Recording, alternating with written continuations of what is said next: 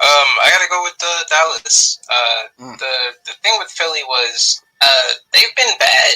They've just been bad this entire second half of the season. So I can't really sit here and be like, oh man, I was expecting them to go and stomp the Bucks. I thought the Bucks had a legitimate chance to beat this team. So I'm not too worried about that being the blowout situation. The blowout situation for me is we've seen this Cowboys team come in the second half, steal the division from the Eagles, who we thought had it locked up, right? And then you go into the postseason, probably one of the stronger teams in the NFC, and you get destroyed by the Packers. A Packers team that finished.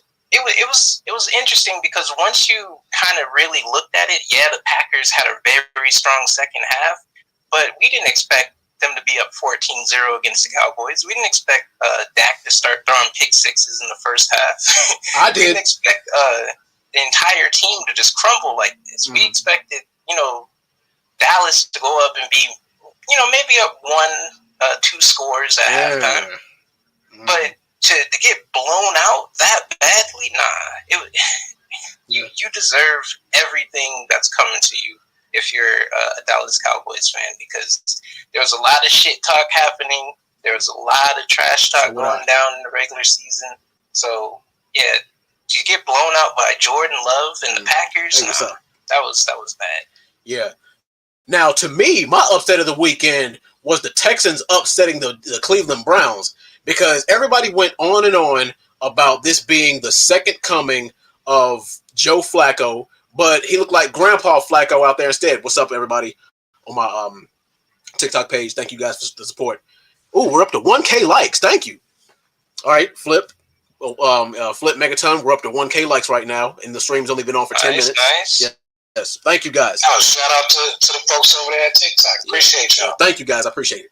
But yeah, anywho, back to what I was saying. Like, for me, the upset of the weekend was the Texans upsetting the Browns, because on paper, the Browns had more experience and they had a better defense. And everybody knows that in the postseason, defense wins championships. But C.J. Stroud looked comfortable, he looked composed, and Joe Flacco looked like Grandpa out there. So, that was mine. But yeah. That was a close second for me. I had to agree. It's it's less on Flacco for me, because we know Flacco even I was saying that Flacco was having a great little run, and he was going to go. Wait! We're not going to do that though. We're not going to do that to Dak after we just watched Flacco throw 2 pick sixes. Yeah, don't do that. Yeah, this is revisionist history, sir. The thing is, get the lights up. Get the lights up. Give Dak any leeway or give Flacco any leeway here. I'm just saying that I thought Flacco was going to go in there and ball out. I thought better luck next year to us. Have a game against the Texans. Maybe it'd be a shootout. But for Browns defense, I'm giving it more on the Browns defense than I'm giving it to Flacco, because for you to go out there and get just destroyed by Nico Collins, destroyed by what's his name, Brevin Jordan. Yeah. So, like they let a rookie light them up. Defense from the number one defense in the league. Yeah. It's number one defense in the league, they got folded. Yeah. Yeah. So for me to see that, I can see why you picked them for your blowout or your upset of the week. Because it was bad. It was really bad. Yeah. Well, hindsight is always 20/20. Now let's get to these divisional picks. First off, we got the Houston Texans going on the road against the Baltimore Ravens. Megaton, who you got? Texans, Ravens. This one should be very, very interesting. But who you got? I think it's going to be a fun game, but I got to go with the Ravens on this one, man. Not now, then when. You're right. Lamar has a lot to prove. He did great regular season, but in the playoffs, he doesn't have the history of wins yet. This is the opportunity for him to step up and separate himself and stop being just a great regular season quarterback, because he kind of has that Peyton Manning monkey on his back right now. Yeah, I agree. Like, I've done great regular season. You're going up against a young team. I know they're hungry. We just saw them hang a decent amount of points on the number one defense, but the Ravens defense is right there too. Yeah. I think Roquan and them boys will be ready to play. I think they saw what happened, and they're not going to get caught sleeping. I think Cleveland probably got caught sleeping a little bit. Yeah. I don't think that happens to the Ravens. I think they know what they're up against. And honestly, I think they have the weapons right now to pull it off. So, sure. It's going to be a fun game, though. I know that much. It should be better than any of these blowouts that we've been watching. Hopefully it's a shootout. Yeah. I mean, I think they can. They've been shown to be able to be run on. Mm-hmm. So we can run on Houston a little bit if you're Baltimore. Mm-hmm. I like the wide receiver matchups personally. I love what Zay's been doing. I think he's stepping into that role and really kind of expanding his game.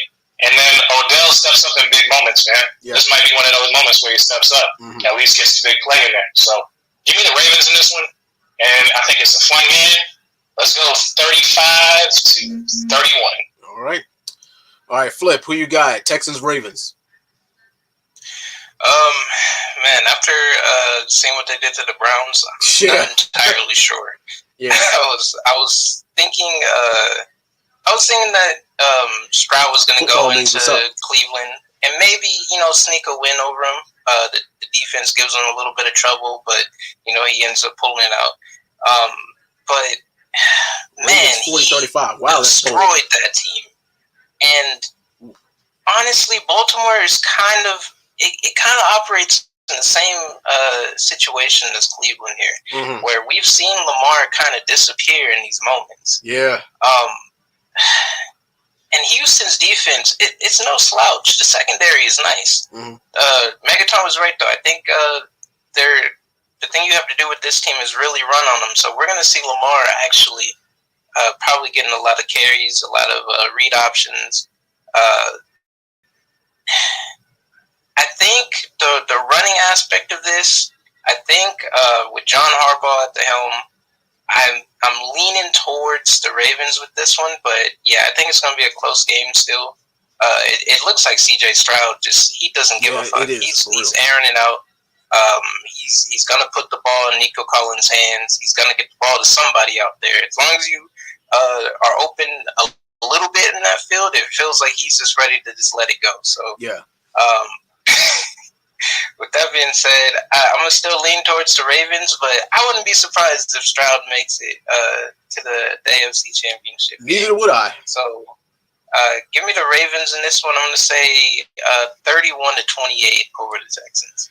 You got the weather factor too, though, with Houston. Oh, yeah. They were playing in the dome last time. It's going to be like 20-something degrees. Yeah. So keep that in mind, too. I don't know. This man just seems like he just don't care. It don't matter what's going on. He gonna throw the ball and hope somebody down there. Right.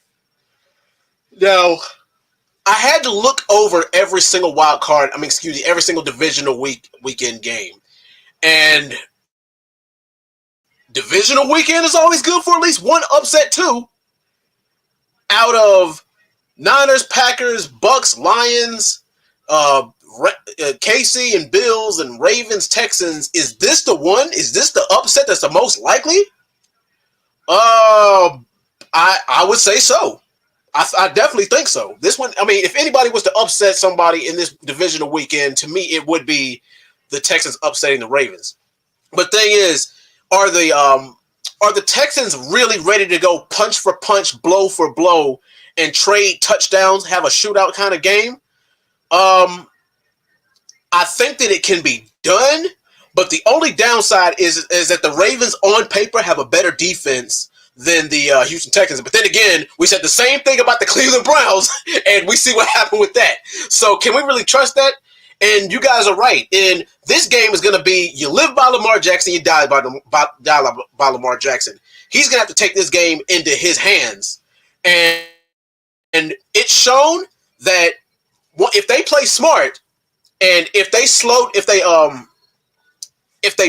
ride the clock out, if they milk the clock out with the run game and Lamar Jackson, being on the ground, then they definitely have a shot at doing that if they play smart. And also, the wide receivers have gotten the drops down. They minimize the drops too. They've gotten that together. So, what's the key to victory for the Texans here? I say the key to victory for the Texans here is you kind of have to force Lamar Jackson to beat you with his arm. You kind of have to do that. You're gonna have to jam him up at that line, make sure he can't do side to side runs, and you're gonna have to force him to beat you with his arm because he might have to turn it into a shootout, and maybe have to count on them dropping passes. Go back to early in the season where they're dropping passes. But do I want to be risky or do I want to play it safe for this game? Oh boy. I want to, you know what? Screw it. I'm going to risk it. Give me the Texans 30-28 over the Baltimore Ravens. This is my risky pick. All right. Yeah, so risk it. Risk it safe, but go for it. I'll risk it. I mean, one of these games got to be good for an upset. Next up, oh boy, a classic matchup. You got the Green Bay Packers going on the road against the San Francisco 49ers.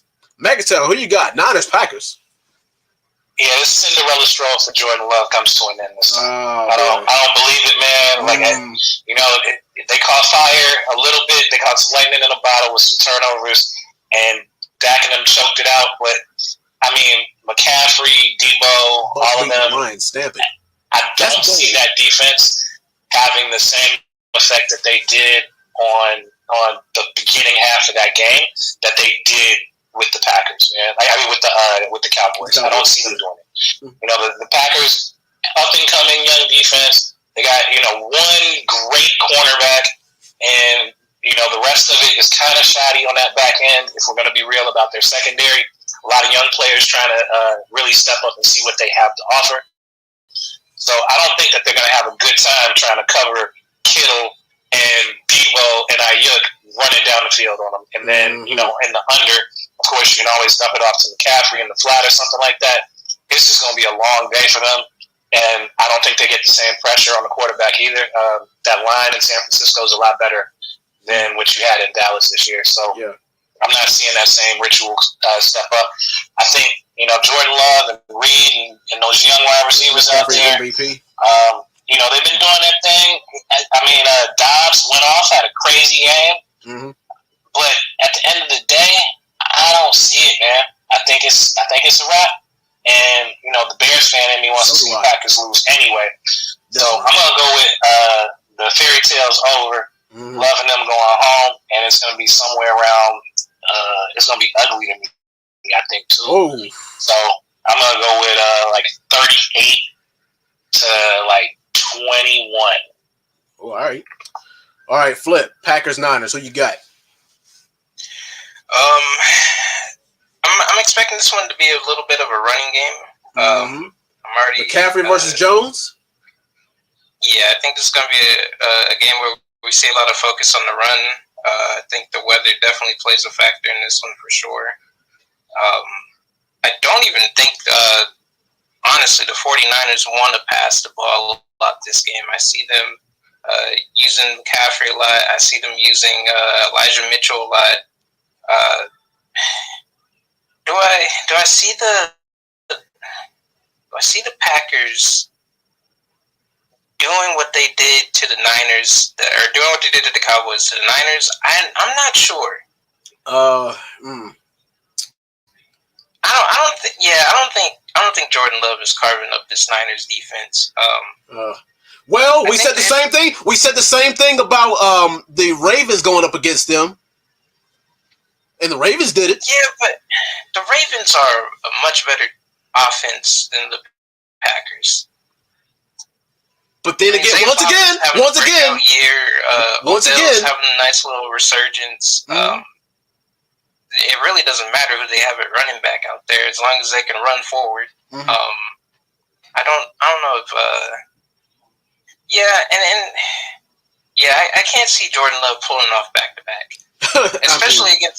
especially against two teams that we expect to potentially make it to the 27-17. So if he ends up beating the Niners, then damn it, the Packers might win the Super Bowl. I know they might be the team to win the Super Bowl here. So I think the Niners just control the game. I think they run the clock a lot. I think they schemed to stop Jordan Love much better than the Cowboys did. Mm-hmm. Yeah, I think I can confidently say the Niners shouldn't end up looking like the Cowboys here. Mm-hmm. Give me the Niners in this. I'm gonna say 24-17 over the Packers. All right. Now, I went back and forth with this one because I was so impressed with the Packers, just decimating the Cowboys the way they did. But see, here's the thing, is every single weapon that the Packers have, the Niners have an answer for it. They got, the Packers got Aaron Jones. The Niners got McCaffrey. The Packers got Christian Watson. They got, the Niners got Ayuk, Debo, and George Kittle. And not to mention, the 49ers got a better defense too. And that's the thing, is on paper, on paper, this is supposed to be, especially with Jordan Love as being as inexperienced as he is in the playoffs, this is supposed to be a runaway. But with how they looked, they looked great against the Cowboys last week. But a lot of people are saying, well, that was more bad Cowboys than it was good Packers. But I'm going to go ahead and give Packers the credit because they won a game that on paper they weren't supposed to win. And the thing is, as good as the 49ers look, they are not invincible. Like I said, we've seen them get decimated. Well, we lose convincingly to the Baltimore Ravens. So that's also something that you got to keep in mind. And also, this is going to show us a lot about Brock Purdy too. Because we've seen this. He's had a hell of a playoff record thus far. But everybody's like, well, it's him. It's not him. It's his weapons. But hey, you got to get the ball to somebody. Oh boy! And you know what the difference between the Cowboys and Niners are? Mm-hmm. I think they have a better defensive scheme. Oh yeah, definitely. The Niners by far. Yeah. The Niners. When you saw them versus the Cowboys, Jordan Love was having all day in that pocket. Jordan Love was he was comfortable. When you face the Niners, you're gonna have blitz packages. You're gonna have disguise packages. You're going to have all this stuff that you didn't really see with the Cowboys because, one, their secondary is just deteriorated. I agree. And two, it just looked like Micah Parsons, they had an answer for him. Exactly. You're not going to have an answer for Nick Bosa and Chase Young. And you still Fred have to deal Warner. with Fred Warner and that secondary. Mm-hmm. And I think it's a better defensive team. Yeah. And I have a question. Mm-hmm. Yeah, what's up? I have a question for you. Are we willing to talk about how the NFC East was completely fraudulent, and maybe the NFC North is a better division? Because I think that the Packers exposed them. Detroit, if it wasn't for dumb coaching when you could have just kicked the ball, should have beat Dallas. We saw the collapse of the Eagles, and we saw what happened there. Washington ain't good, and neither is New York. Are we ready to talk about how they basically frauded themselves through to the playoffs already because they were playing in a weak division with weak schedules? Yeah, a lot of people say that they BS their way to the playoffs, kind of like how the Bucks did. But hey, somebody from that division got to win. Philly had a rough, the rough second half. They played against 4 teams that were above 500. That were solid teams, and they lost pretty badly.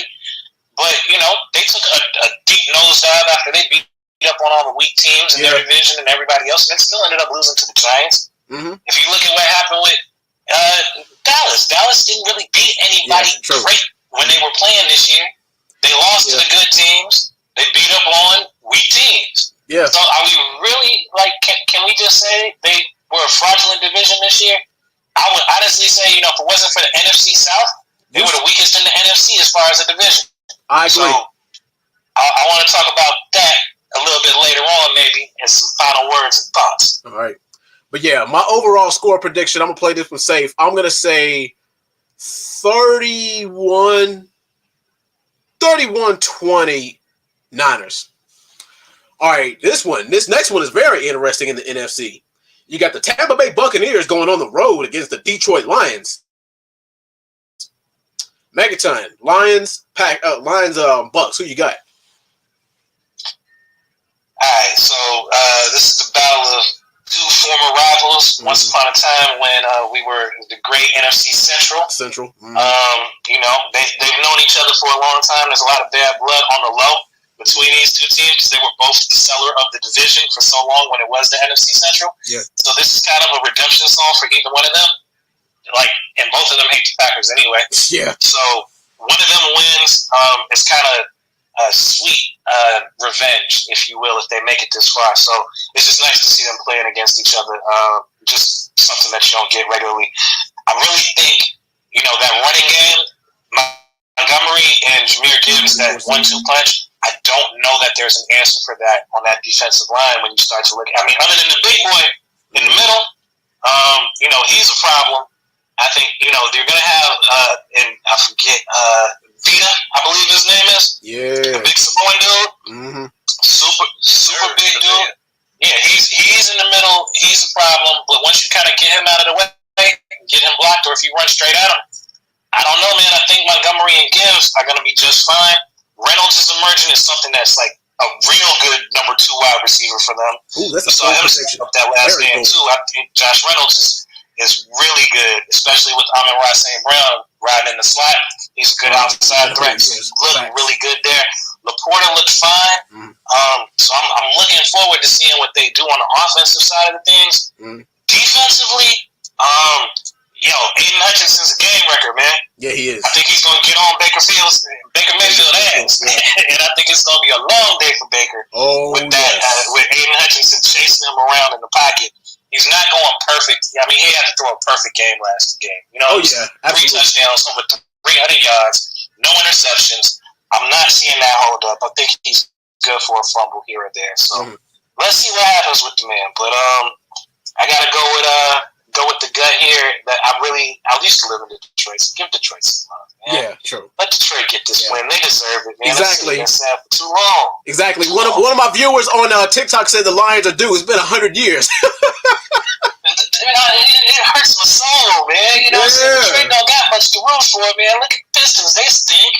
You know what I mean? Even their hockey team ain't good this year, man. Let them get something. Yeah. Detroit needs something, man. So other than Eminem. Exactly. So, you know what I'm saying? Give them this one. I think it's going to be a fun game, though. I think it's going to be a good old-fashioned pound the ball, tough defense game, too, with a little bit of flashes of passing here and there. So let's go with a score roughly around 27 to 21, and it's the Lions. All right. Flip, Bucks, Lions, who you got? I got a bet on the opposite side here. I think this might be the downfall of the Lions. Talk to us. I saw a Lions team that gave up 180 yards to a Puka Nacua. Yeah. I saw a Lions team that let Kyron Williams, if he really had a workhorse kind of situation going on in that game, he might have gone for 100. Oh yeah. I saw Matt Stafford throw for almost 400 yards on this team, and no picks. And I'm looking at the Lions, and it looked like the Rams really had them neutralized to an extent. Because I was asking myself that question: who the hell is going to guard Mike Evans? Who? Yeah, and Chris Godwin and Kate Otten had a hell of a game. If you know, it's hard to look at this Lions team and think Jahmyr Gibbs and Montgomery are going to just run all over them. And they couldn't even really run all over the Rams. And you got Vita Vea in that middle now. So, yeah, Aaron Donald. We know Aaron Donald's a monster, but Vita Vea is pretty nice, too. It's a big boy in that middle. And we know the Bucs are known for the run defense. So you take that away, and now you got to rely on Jared Goff to go and win you the game. Todd Bowles, man, not the greatest coach, but he's known for his defenses. And if he can get Jared Goff flustered, that takes away a huge aspect from that offense. And we see that defense, it's not really stopping, a team like that. So I see a Rashad White who's been having a hell of a year. I see a Mike Evans who's still Mike Evans. I see a Chris Godwin who's just waiting to come out and torch the team. I'm seeing a K. Dotton who looks like he's ready to win a game. I'm seeing a Baker Mayfield who looks like he's actually got a chip on his shoulder this year. It might be upset season for the Lions. I don't know if they're the underdogs here, but I might have to go with the Bucs on this one. I think overall this team it looks good, and I still can't trust Dan Campbell to go out and win a close game, let alone coach them out of a bad situation. Yeah. So I'm gonna go with the Bucs here. I'm gonna say Tampa Bay upsets the Lions. I'm gonna say 30 to 20, 30-23. Yeah, this is good. Dan Campbell does coach like he plays Madden. Yes, he does. Dan Campbell, I'm gonna tell y'all this right now, and I was gonna bring Megaton. I was gonna bring this up. Dan Campbell is a risky ass player, but the thing is, the risk reward ratio, you can't do that in the playoffs. But the thing is, this game is gonna be a hell of a lot closer on paper than a lot of people think it is, because you're right. Baker Mayfield is playing with a chip on his shoulder. Those guys playing like they got something to prove. Now, here's the thing, is a lot of people would argue that they beat a crippled, a fraudulent Eagles team. So, I mean, I'll buy that. I'll buy that for $1. And everybody's like, well, advantage Bucks, right? Because they walked the dog on the Eagles, and the Lions struggle with the Rams, which, by the way, I kind of call that was my game of the week. By the way, that was the most competitive game of the week to me. But yeah, to me, this one is going to come down to who makes the least amount of mistakes, or who can capitalize on the other team's mistakes. It's going to be one of those close games. It's going to be one of those grinded out kind of games. And to be honest, it wouldn't surprise me if this is a low scoring game either. It wouldn't surprise me if this is like a 21, 24, 20, 23 kind of game, they're going back and forth. But I'm going to give it a little bit more credit than that. You know what?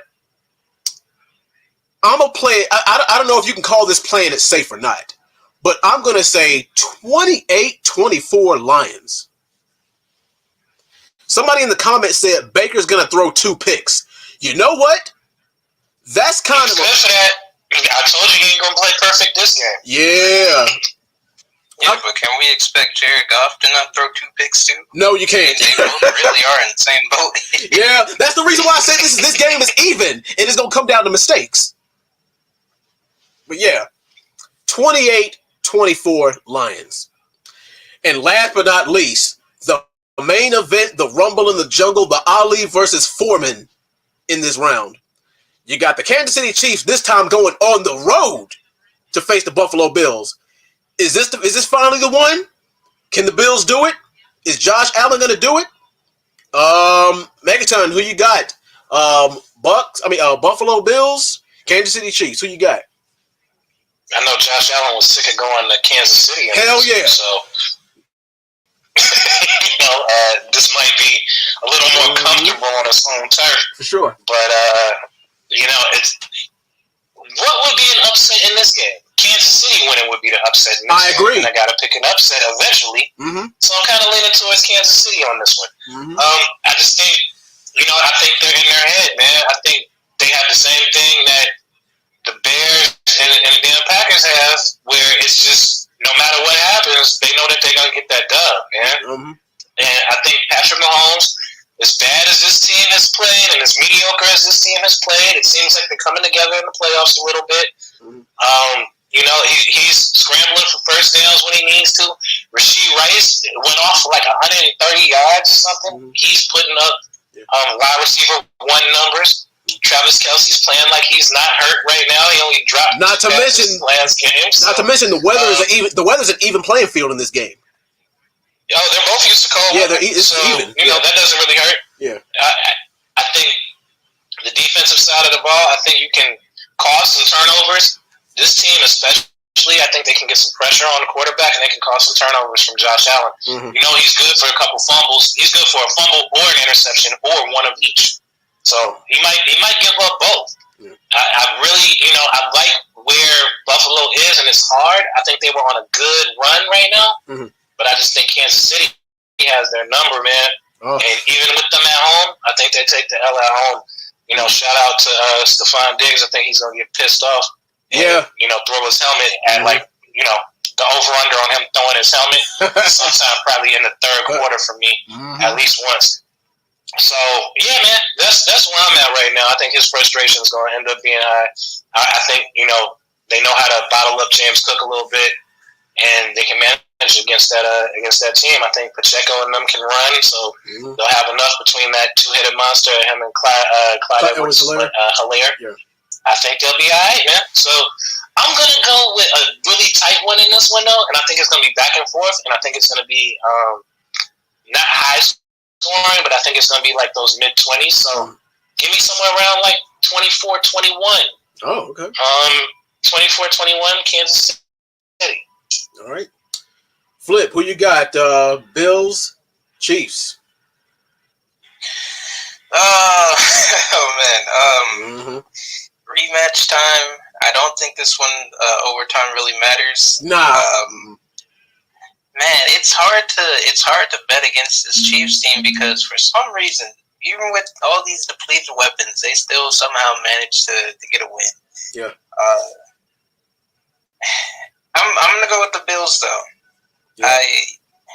As much as I have a bias towards the Chiefs, I think regardless of that, I can't bet on them to go against this Bills team and get a W.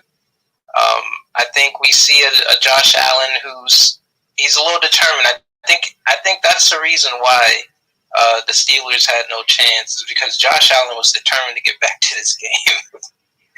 I also see a Chiefs team that beat a team, and we'll discuss this later, but I think the Dolphins were a bit fraudulent too. Oh, that's bold. And in the sense, wow. And in the sense of Tua just relied really on Tyreek Hill, and I wouldn't say that makes them. I wouldn't say that makes them frauds. I would say that makes them one-trick pony. That makes you one-trick pony instead of fraudulent.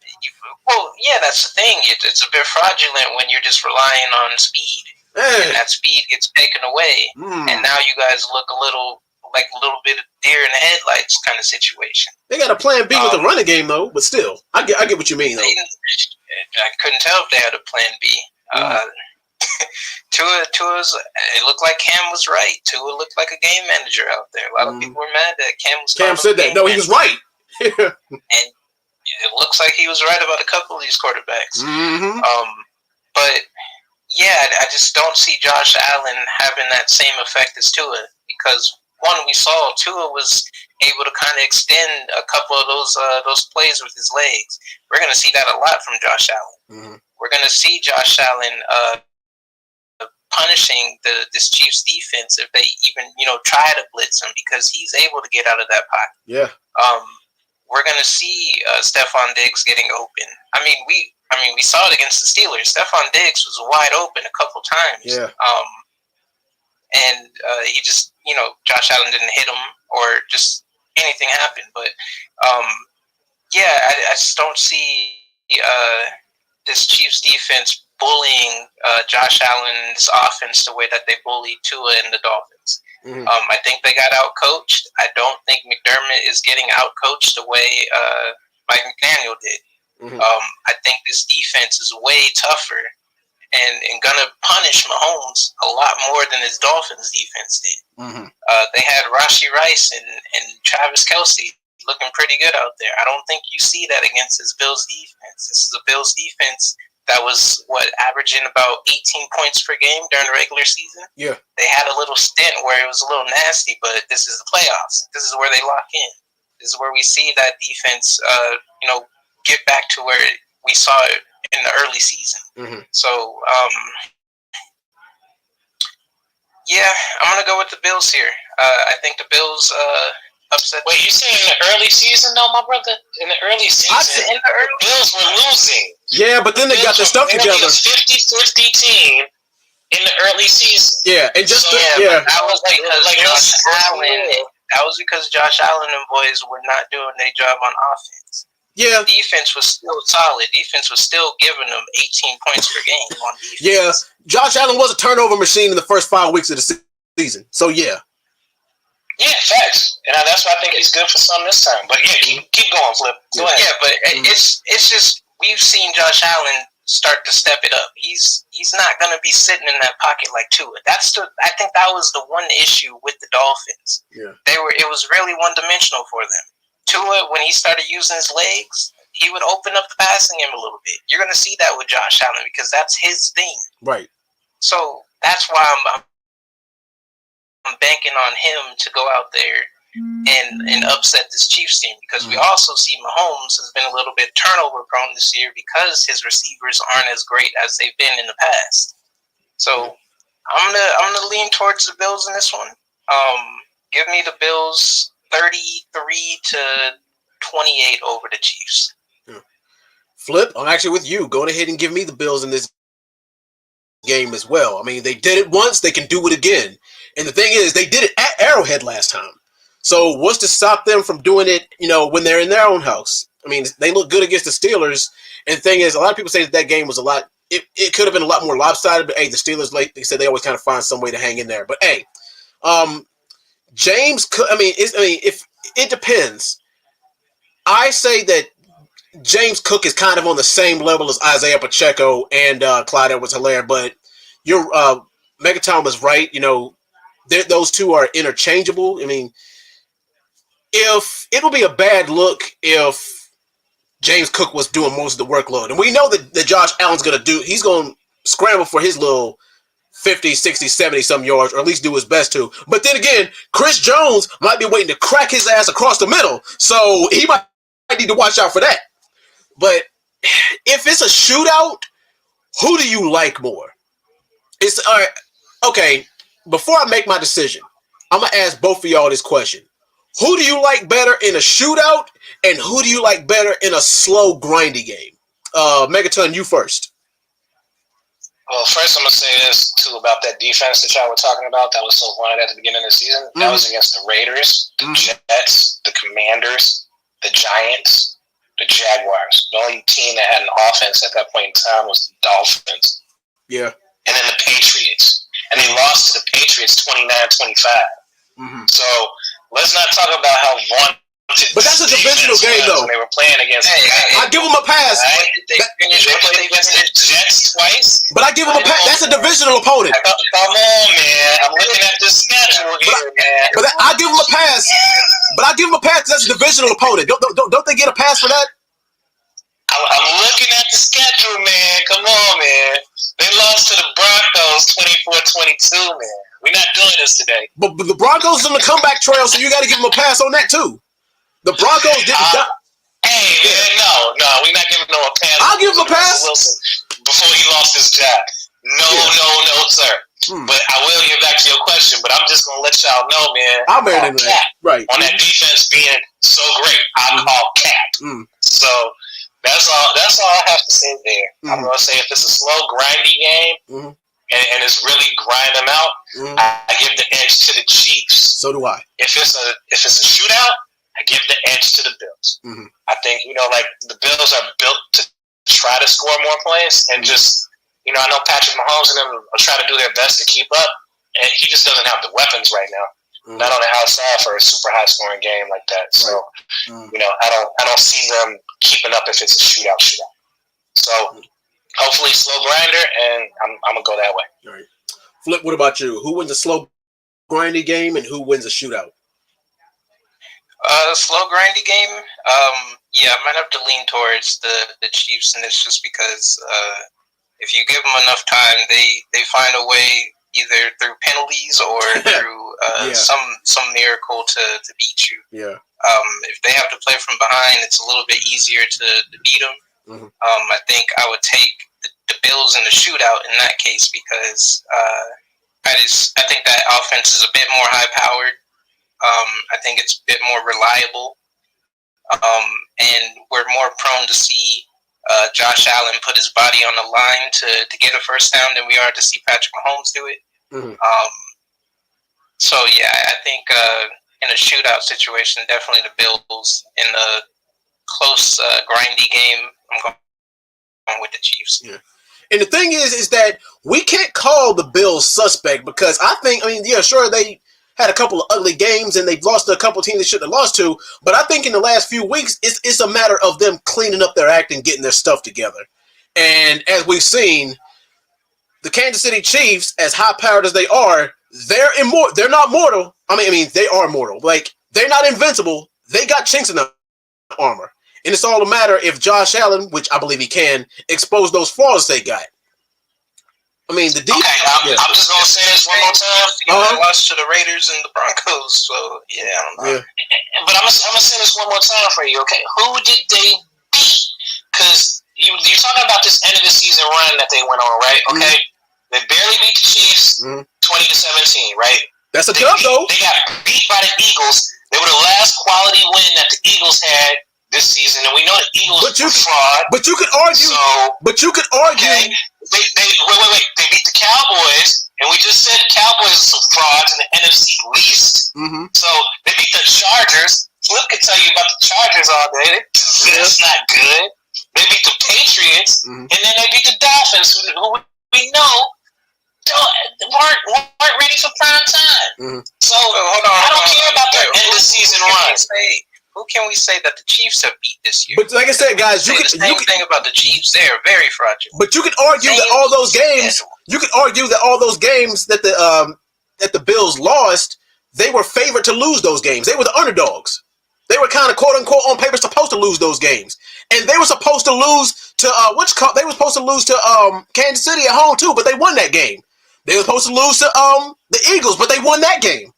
All those games that they were supposed to lose, they won. So you got to give them some credit. So they win when they're not supposed to. And they lose when they're not supposed to. There you go. Got it. Yes.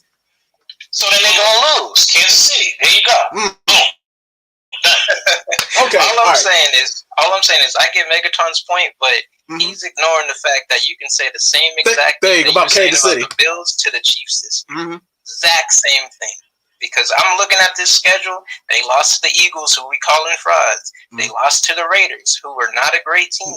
They lost to this same Bills team that we are questioning right now. They lost to the Broncos, who we just said Russell Wilson is bad. So I'm looking at this schedule. They are in the same spot. They barely beat the Jets, who we're saying are bad. They lost to the Lions. The Lions are legit, though. Yeah. I'll give them that. The Lions are actually a legit team, so you got to give them that. I'll give them a pass.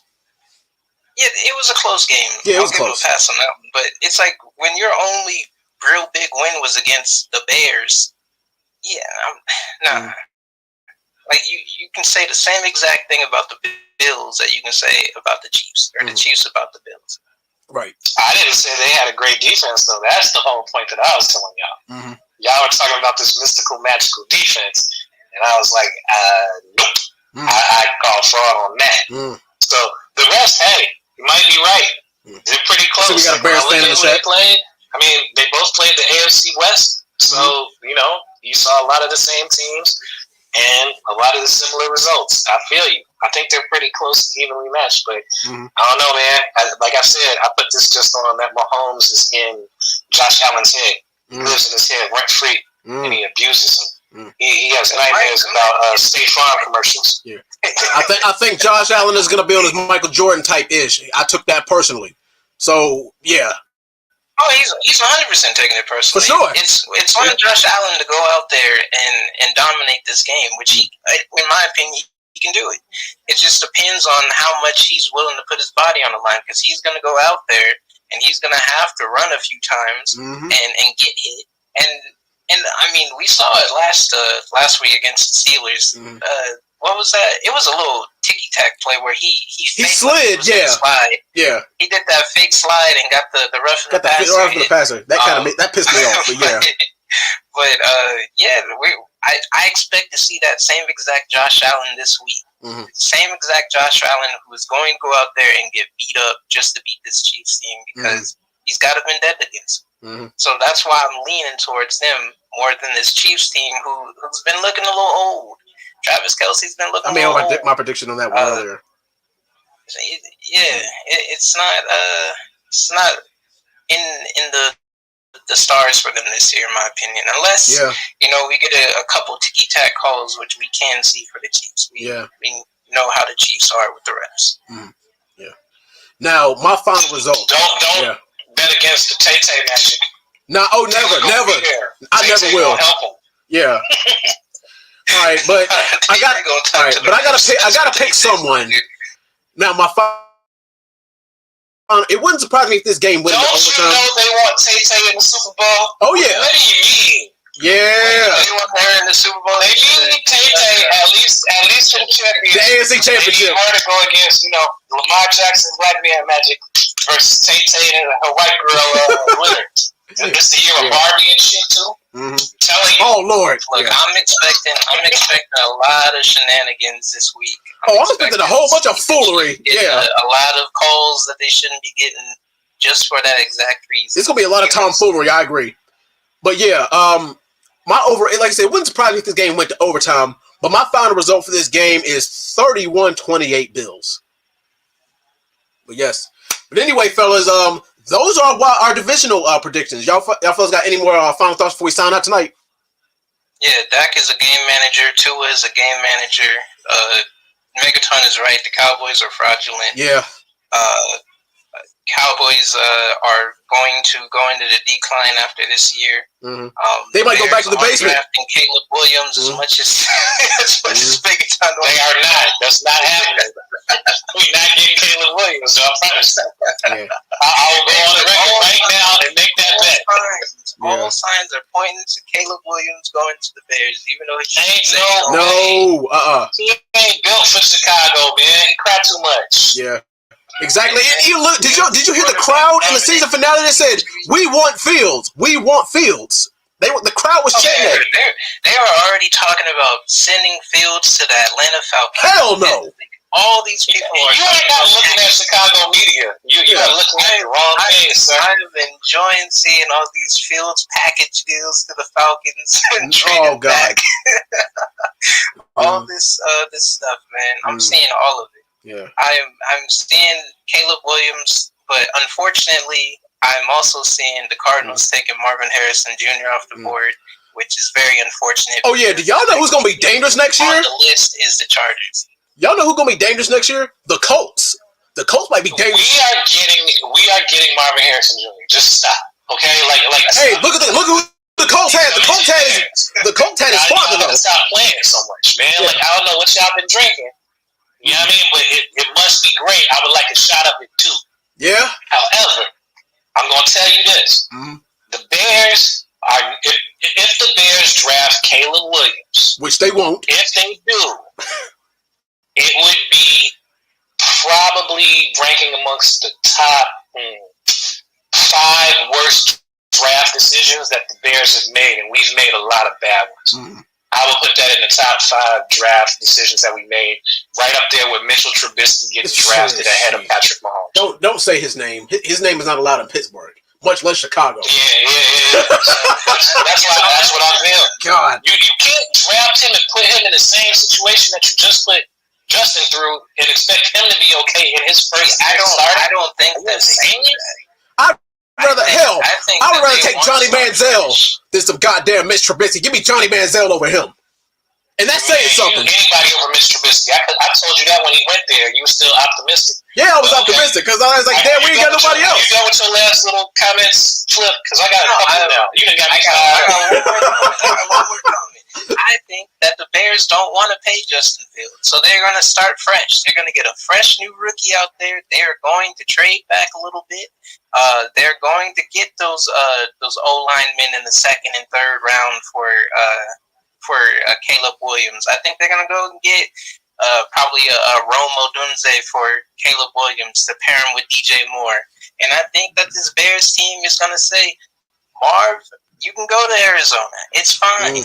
we got Caleb Williams. We're gonna trade Justin Fields to a team that wants him because he's a high commodity for some team, and we're gonna get a couple more picks, and we're gonna use those picks to protect Caleb Williams. I think that is their game plan. Yeah. I think the Bears are taking Caleb Williams no matter what, and they're going to say to him, "Look, I know you didn't want to come to Chicago, but we're gonna make this a comfy place for you. Get that man some damn weapons. I don't want to see Caleb Williams as no Bear. Believe in Justin Fields. What, DJ? We don't want to see Caleb Williams as a Bear, man. Okay, so you're done. Let's get this out of here and get this out of the way. Caleb Williams can't come to Chicago. No, exactly. Number one, he said he didn't want to come to Chicago. He literally said it out of his mouth. He didn't want to play there, right? That's strike one against his fan base. Yeah. Number two, the boy asked for part ownership of whatever team drafted. The McCaskies ain't giving him part ownership of shit. Damn thing. If you get part ownership of your locker in Chicago. So that ain't finna happen. And the boy cries. The boy cries during regular season games when they lose because he didn't have a chance to get the Heisman. And then cried again when he lost because they didn't have a chance to make a bowl game like they wanted to. You gonna put that in Chicago right after Fields? And knowing this fan base, you are insane if you think that boy would last even more than 2.5 years. I'm telling you, this is what Chicago... Just like Justin Fields, out the door, like y'all are saying, guess we made a mistake with Caleb Williams. Get him out of here. And I guarantee you that will happen in Chicago if we draft him, because we draft him, we have to restart from scratch. Again. We start over with a rookie quarterback. That puts us automatically on a 3-year trajectory to possibly win again, as opposed to with Fields and some more weapons. There's a possibility, a very real possibility, that we can win in the next 2 years. Well, so, or you could strike gold, or you could. That's one. Number two, I think the Packers are overrated. Y'all all got excited for Jordan Love. Fuck Jordan Love. Fuck the Packers as an organization, as a place. It ain't nothing to do in Green Bay but watch football and be cold and get drunk them and everything about Wisconsin and cheese. And alcohol Dallas is fraudulent. I dislike them greatly, and I'm happy that Jerry Jones has to make that sour face all year long, especially after I watched him sit outside and try to ban colored kids from going to high school. Shame on you, Jerry Jones. And this is chickens coming home to roost till you do right by me. You know, you're going to have to deal with that smoke. So, yeah, him. I don't believe in the Buffalo Bills defense. I think their defense stinks. And go Lamar Jackson. I'm sorry, CJ. I know you might vote for Rookie of the Year, but I think, this is where your rookie comes and dares its head, and you're going to lose to Lamar, because Lamar need to get this magic this year, or else it's going to be some drama in Baltimore all next season. All right, Flip. Final thoughts, my brother. Right. So back to this Bears Caleb Williams discussion. Okay. So I got a question. I got a question for Megaton. I actually got a question for you too, Dred. I got a question for you too. So, do you take the rookie that you got another 5 years to work with before you got to pay him, right? And you work with that, and you go and get another edge guy to pair with Montez Sweat. You go and get some O-linemen to protect this guy. You go and get a receiver for this guy. So you have DJ Moore and another guy for this dude to work with, or do you go with Justin Fields, who next year you probably got to pay a crazy amount of money because he's probably going to be asking for upwards of $260 million. He has to prove himself to get that money. That's why next year you put the weapons around him and see if he's worth the money. Go for it, though, because you missed the out weapons on around him, see if he's worth the money. Caleb Williams. I can't wait for Caleb Williams not to be good. You are making me want him to not be good. We are going to revisit like I said, I think he's going to be bad too. But I think that the Bears are thinking to themselves, we've seen 4 years of Justin Fields. We've seen what he can do. I think we just go with Caleb Williams and see what he can do instead. Do y'all really think that? Do y'all really think 5 years of having to pay? But see, here's the thing: do y'all guys think that if the Bears would have drafted 2.5 years of Justin Fields? Yeah, true. Stop it. Okay. 2.5 years. But do y'all think that if, God forbid, the Bears were to draft Caleb Williams, that they would strike gold in the same way that the Texans struck gold with C.J. Stroud? No. Absolutely not. Yeah. Because that's a hell of a gamble. But I think that the Bears have a great defense if they go and get another edge guy to pair with Sweat. All right, here's what you do. All right, if you're the Bears, that is correct. That's where I think we should draft. We trade down. We get Marvin Harrison Jr. We draft the edge rusher, and then you fill out with linemen, offensive linemen, and then you get a safety to cover for where Eddie is, and that's it. That's then right. The Bears are set. Now you actually have a team that you can build around that has a young core in the secondary that you can move up with, and they can grow. You still have Fields. You give him this year, see what he does. He shows progress. Cool, you're good. If not, then no harm, no foul. You trade him off and get him out of there. Yeah. And then, or you go the potential generational. You get another runner. Stop.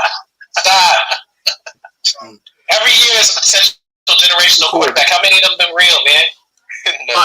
Yeah. He could be Jamarcus Russell. Oh, for the love of God, I hope not. But we know that the Bears are tempted. We already know that the Bears are tempted to stick to number one and go with Caleb Williams. He's right I hope not. He's right there for him. I hope to God not.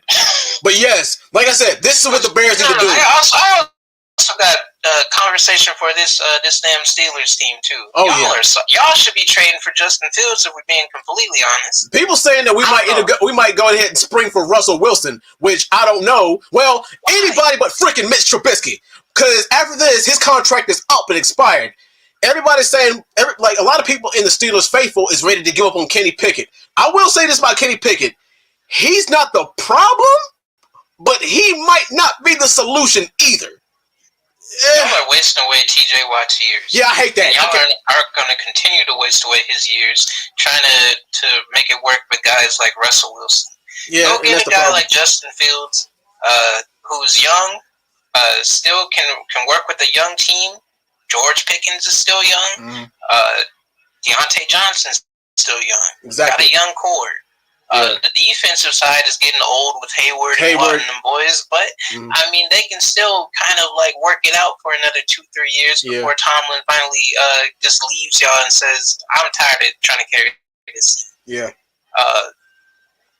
Russell Wilson ain't the answer. I'll say that. Yeah, he's not. Go get somebody who's a dual threat quarterback who can Tomlin can work with. Yeah, because the league is changing. Because we're so used to all these in the pocket kind of quarterbacks and stuff like that.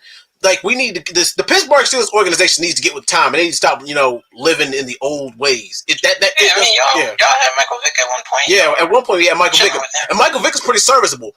And if you recall, 20 plus years ago, we had Cordell Stewart. But the thing is, Cordell Stewart, he didn't really work out that well. But I mean, he was serviceable, but we didn't win no belt. We didn't win no ring with him. He was ahead of his time. Yeah, he was. Say that. Yeah. But yeah, anywho, as far as the Steelers, you're right. Cam Hayward ain't gonna be here forever. T.J. Watt's not gonna be in his prime forever. And look at all these freaking weapons that we got on the offensive side of the ball.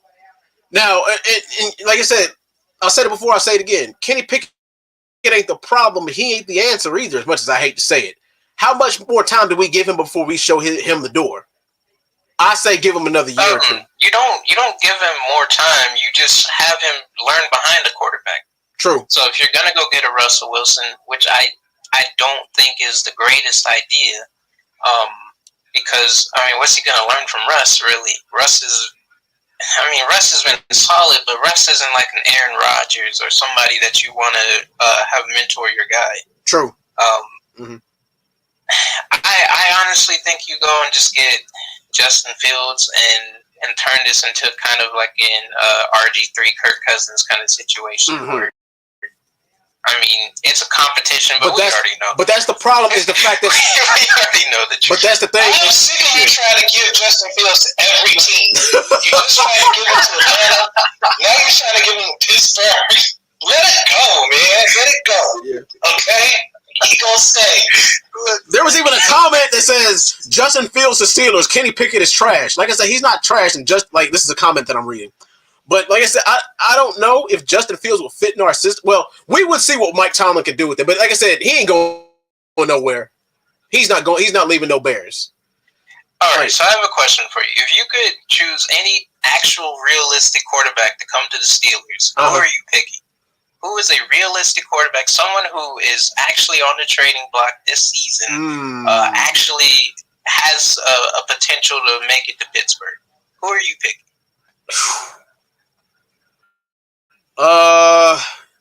Someone who you think is actually going to be able to be a game changer for this team. Now, a couple that the defense is able to get y'all to the playoffs, but y'all need somebody who can actually offensively take this team to the next level. Now, a couple of years ago, I would have said Trey Lance, but he is riding away he's riding away on the bench of the Cowboys. But hell, I guess if I really could have anybody who's young and can be molded, I guess it would be Justin Fields. If we don't draft anybody new, then yeah. Go ahead and take that. Yeah, like I said, if it was nobody, take that. They're about to get rid of Buddy. That's crazy. Go ahead and take that. Hell nah, I'm not taking no damn Dak. I wouldn't anyway. Because Dak is all right, but see, here's the thing. Dak Prescott, he is what he is. He's already reached his peak. He's already reached his ceiling. He's not going to get any better. He's not going to get any worse.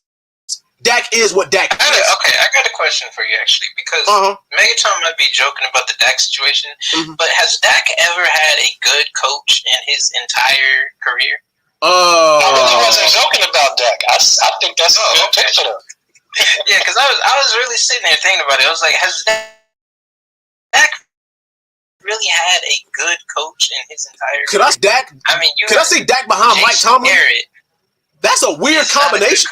That would be a weird combination to see a Mike Tomlin coached Dak Prescott. That's a weird situation. It might be what he needs, to be honest.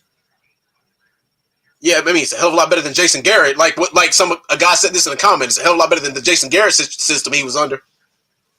And Mike McCarthy. That's a fact. That is a fact. I don't know what the hell was going on with Jason Garrett. Jason Garrett had like 5 different championship caliber teams and pissed it all away. So, yeah. And we see that Mike McCarthy, he's not the answer. They said it was Kellen Moore. They got rid of Kellen Moore. Jason, yeah. Comes back, still stinks it up. It's not Mike McCarthy. So he's not a great coach. We see that he was probably carried by Aaron Rodgers. Yeah, like Dak really hasn't had a great coach under his, his entire career, if we're being honest here. So maybe he goes to Pittsburgh and changes it. We saw he had one of his best years without turning the ball over 10 times. You take him over there, he's got George Pickens. He can get the ball to George Pickens. He can get the ball to Deontay Johnson. He actually has the run game with Najee and Tyler Warren. Defense is just as good as Dallas's. Maybe not as fraudulent as Dallas's defense. So back to the Steelers might be the move. Something to think about. And when you think about the fan base, who else has a nationwide fan base other than Dallas? Pittsburgh. Yeah. You could get away with it, man. I can see this making a lot more sense than people think. Take Dak. I think they're about tired of him down there. He needs new scenery anyway. Yeah, and also you got to look at guys like, and the thing is, this one might be a wild card one here, but also guys like Kyler Murray might not be sticking around either. And then you're looking at, let's see, who else? There's a couple other guys too that I can't really think of right now, but like I said, a Dak, a Mike Tomlin coach Dak Prescott would be interesting, especially with Pittsburgh's weapons. But I would have to see where that would go. But all right. Y'all would be better off with Jameis Winston than half y'all quarterbacks right now. So I don't think y'all need to be too picky. Yeah, because I hate to say this, but Kenny Pickett is a glorified backup quarterback. A lot of people say he don't belong in the NFL, period. But, I mean, I disagree. But he is a glorified backup. He's a backup playing a starter. I don't disagree with that. You said that about Pickett or Jameis? Oh, Pickett. No, Pickett. Yeah, okay. Yeah, I mean, honestly, you could say it about both. Oh, yeah. Yeah, definitely Pickett. Yeah. Well, all right, fellas, this will do it for this week's installment of the NFL Fourth and Goal podcast. our divisional predictions and our final thoughts. Flip, Megaton, I appreciate you guys hosting the show with me, and we will see you guys next week for our divisional review and our AFC NFC Championship predictions. Good night, fellas. Peace out, and thank you again. All right. Take it easy, Drew. Take it easy, Flip. Peace. Good night, fellas. Take it easy, my guys.